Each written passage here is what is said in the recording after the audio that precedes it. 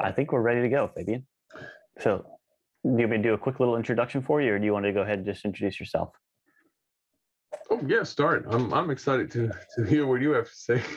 I'm gonna read what it says a little bit about you. So, okay. So, thank you everyone for joining. Today's presentation is called "Radically Rethinking the Future of Everything: Development of a Workshop Approach to Create More Diverse Scenarios," presented by Fabian Buder.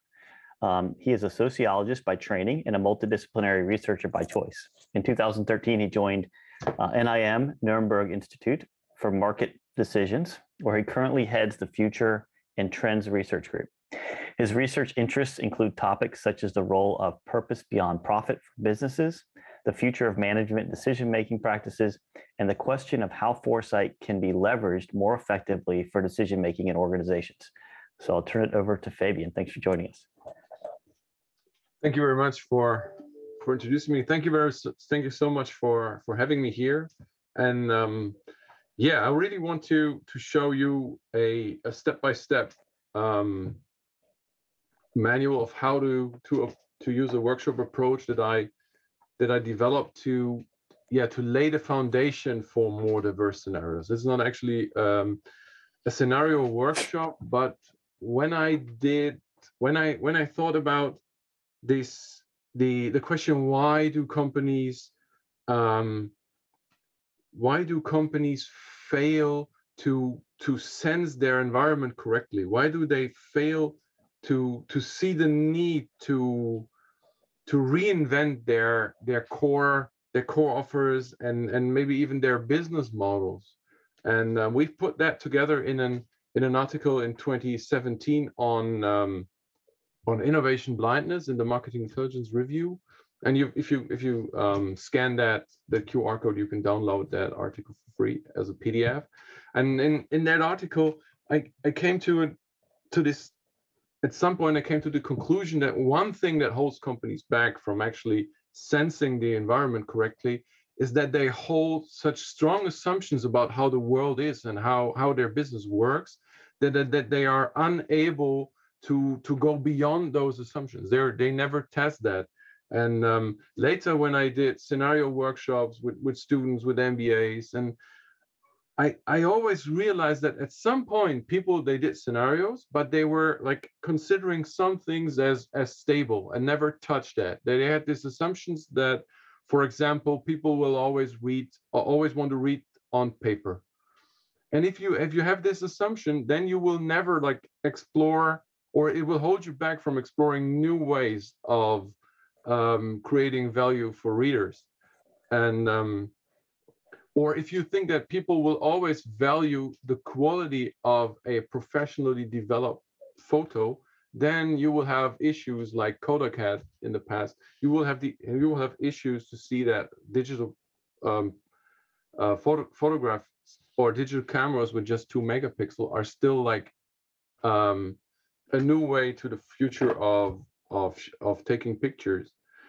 And we called that, later I called that toxic assumptions. And that is assumptions that are somewhat fundamental to a business model. It's assumptions about customer needs, unique value propositions, the core competencies of a company, the market mechanisms, about trends and technologies that are rather fundamental for the way this business works. And what we have seen is that those most fundamental assumptions for a business model are often not treated as assumptions anymore, but they are treated like irrefutable facts, and they are hardly ever tested. It's like they're treated as eternal truth within an organization, within a group, or they're even shared within a whole company.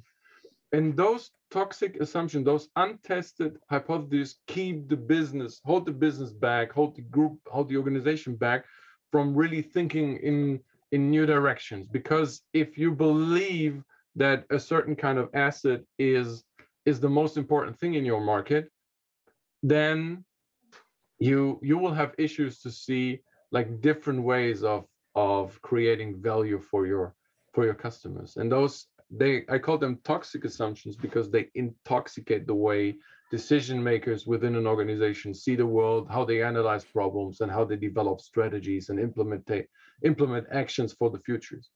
I think Scott Smith, in a very recent book on foresight, came up with something similar, but called it official futures. Is this the belief that the future will be in a very certain way, based in past experiences? And so I thought about a way how can we get over this? How can I help people to think about like more diverse futures?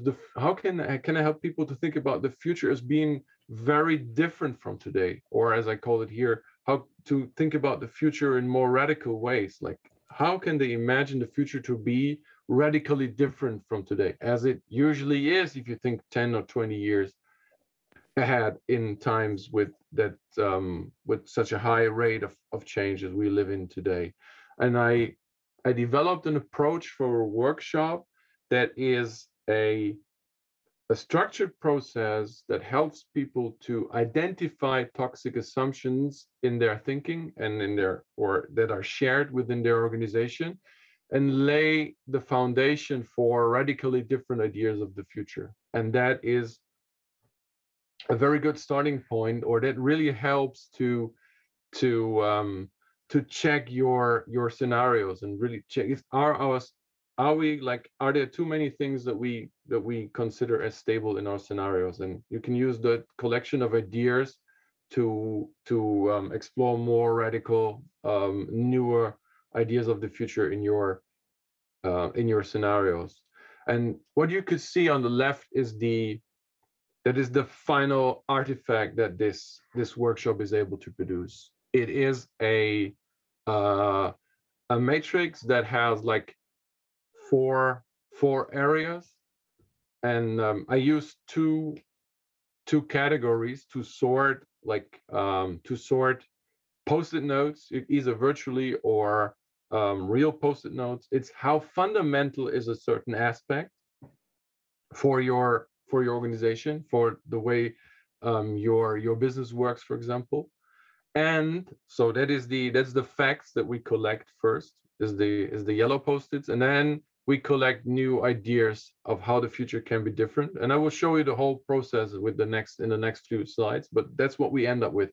We end up with a collection of facts about how the world works, how the business works, how the market works today, and ideas for different futures, and the evidence that is supporting those future ideas. And if we do that workshop completely, we see that those facts that are the most fundamental aspects for your organization, and they are supported by clear evidence, that is probably toxic assumptions that your organization holds, and that you should definitely check, and maybe think about how the future can be different in these aspects. But how do we get to this matrix?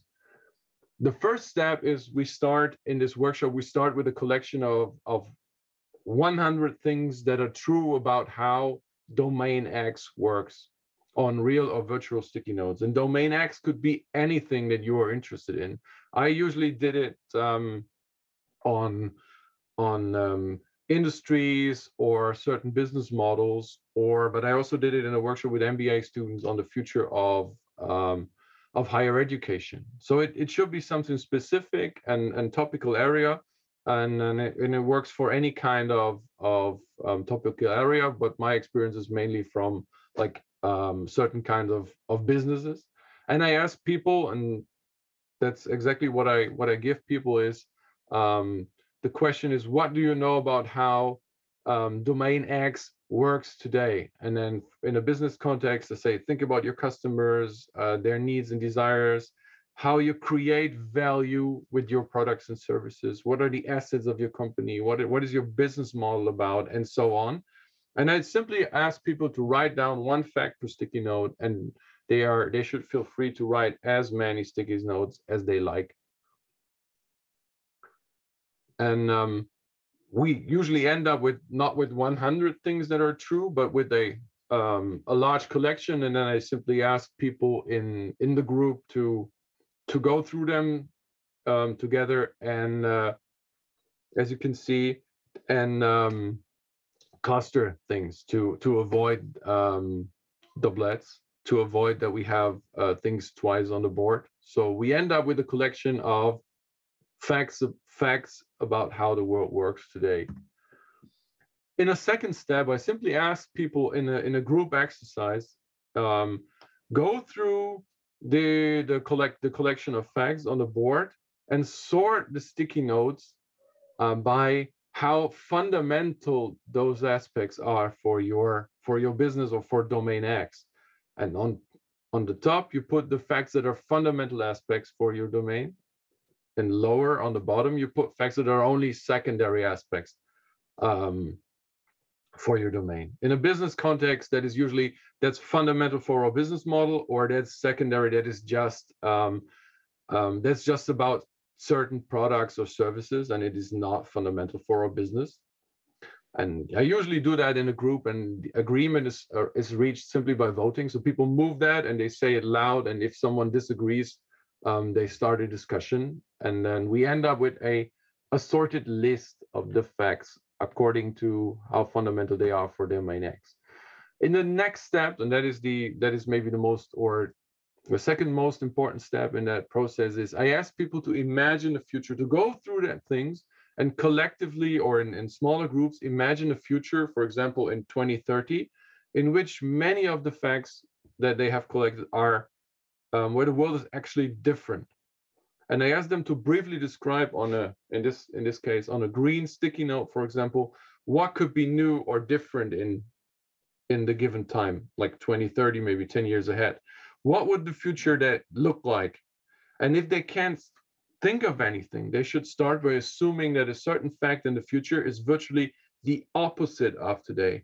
Could it be possible that the future is completely different than today? And then they start on with this, like, okay, it's completely different. And then they come up with like shades of how things could be different from today, how value is created for customers, how valuable an asset may be in the future. And I ask them to add any evidence that they see for the idea that the future is going in a certain direction. It could be signals that they see, trends that they can that they heard about, that can be observed, and anything else that supports their idea. And they put that on such green sticky notes, and that's why the green and the yellow ones are together. You add it to the fact that they belong to. So we now have facts about how the world works today, plus very different ideas of how that could play out in the future, plus evidence that people see for that. So in the next step, I ask people to go through all of these post-it notes again, those sticky notes again. This time, I ask them to sort the collected facts, including the new ideas for the future, by how much evidence we have for the futures that they imagined. And is on the right, they put more on the right, they put stuff that where there's actually clear empirical evidence or stuff that seems quite probable to happen. And on the left is ideas that are more imaginative and things that seem to be rather further in the future. And that usually works very well. It's the same process. People go through that. We have some discussion in the group, but then they are usually able to place those sticky notes on the board. So what we have now is this final board that we wanted. We could clearly see what are the toxic assumptions in these organizations, the things that you have to deal with in your scenarios, those assumptions that are that are fundamental for your business, but you can clearly see that different futures are possible. And if whenever you build a scenario for this area, for this domain, you're not allowed, you're not allowed to keep those things stable. And for same is true for the rest, but those toxic assumptions is something you have to deal with. It is fundamental for the business, and there's clear evidence that this assumption about how the world works is not true anymore, or will not hold true in the future. And what we do then in this workshop too is usually that we explore those toxic assumptions in smaller subgroups by answering, for example, the following questions: is what is this about? What is the core idea of that assumption that you consider that we now consider a toxic assumption? Where does this toxic assumption come from? What is the root cause? Where is this idea of how the world works coming from? And what are potential consequences of holding or sticking to this assumption? And that is, from my experience, that is a very nice starting point to take the next steps and build more diverse, more different scenarios for the future. And so it's as you have seen, it's a very simple.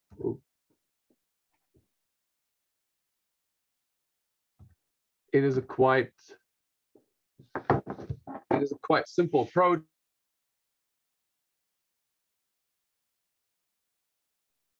Welcome back, Fabian.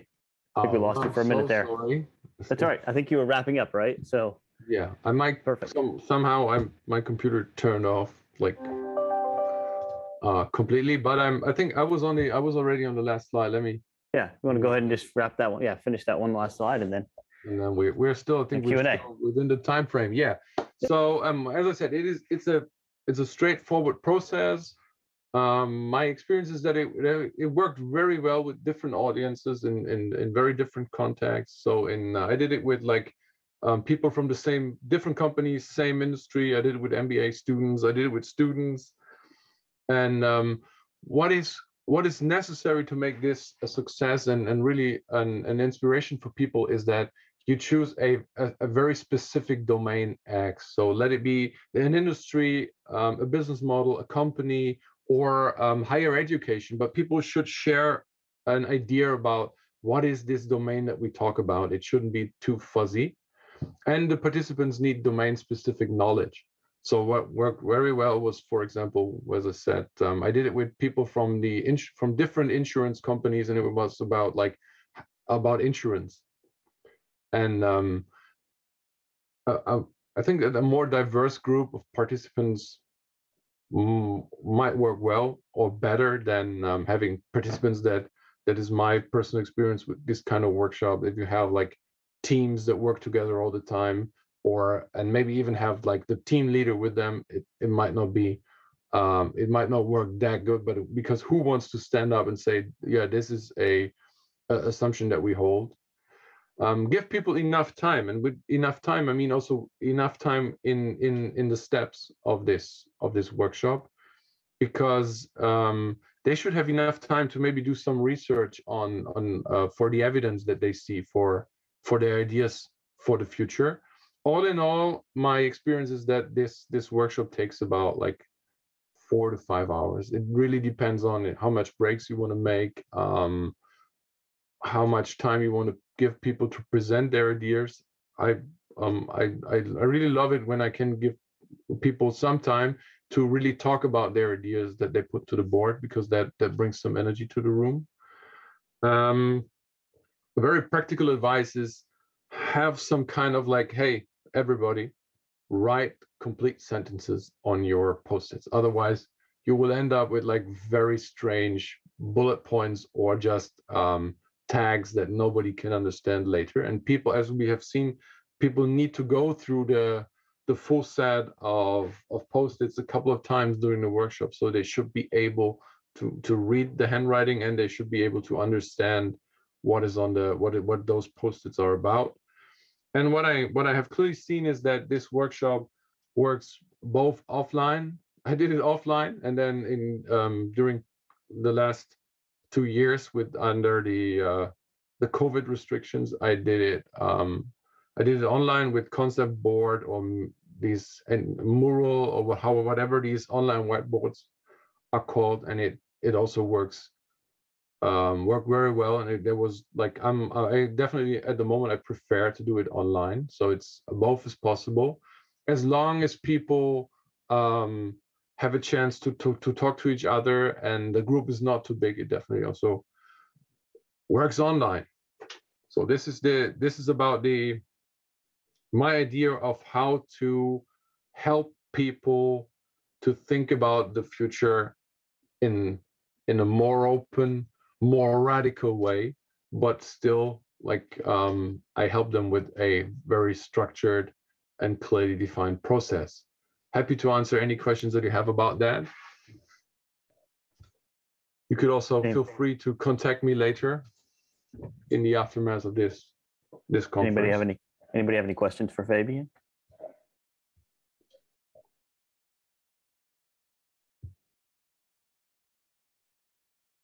So I found the approach very interesting.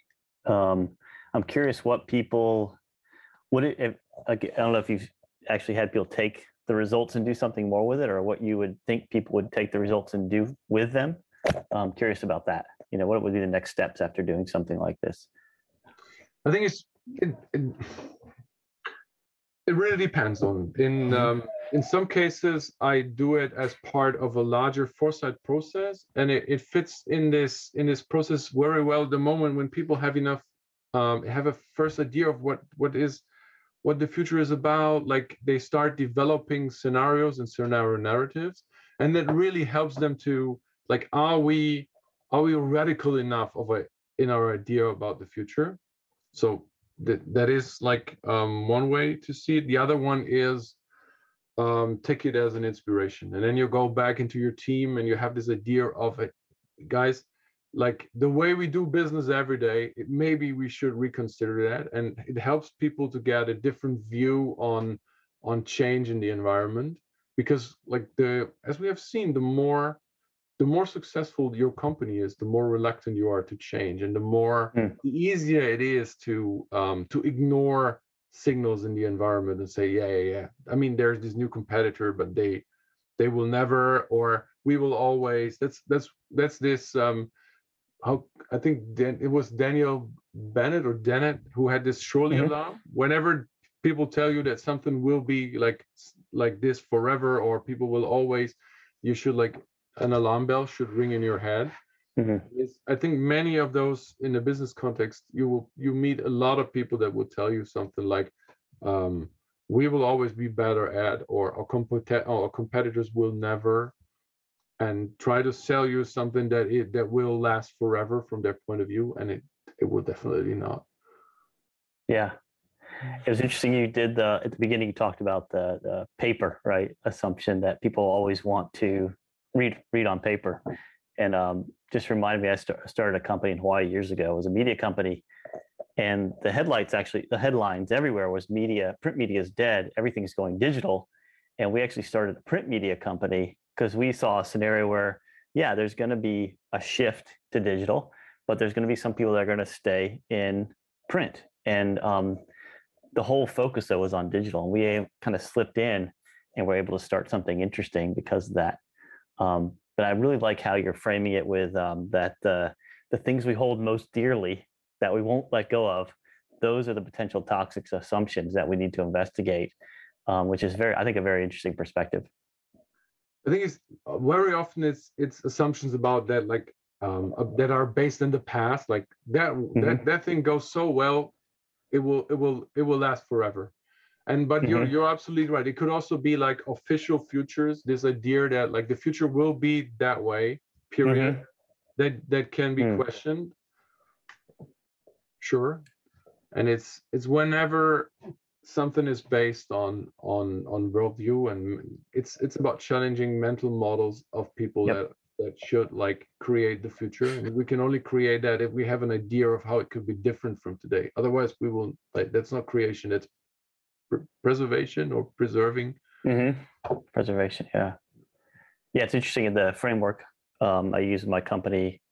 We have these 5 systems that the brain is looking for content, and one of those pieces of content, of course, is the past, right? It's the mental models and biases we have, and typically that's the one that is dominating the brain, right? When we're trying to think about the future, because that's the most efficient and effective. Just reproduce the past, and like with your model, you're saying, look, if that becomes so ingrained, or we have to fight to preserve that so much, it's going to become toxic. We have to be able to evaluate that some way, and this is a great model for it. And I started the first workshop approach was like plainly asking people for what are toxic. I explained the concept of what a toxic assumption is, and I asked people to come up with toxic assumptions, and that works, but only you will never find your own toxic assumptions. You will only find the things.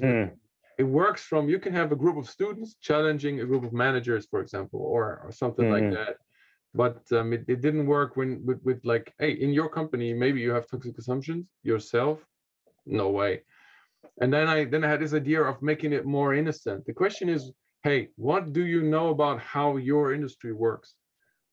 What are the 100 things that are true about like insurances?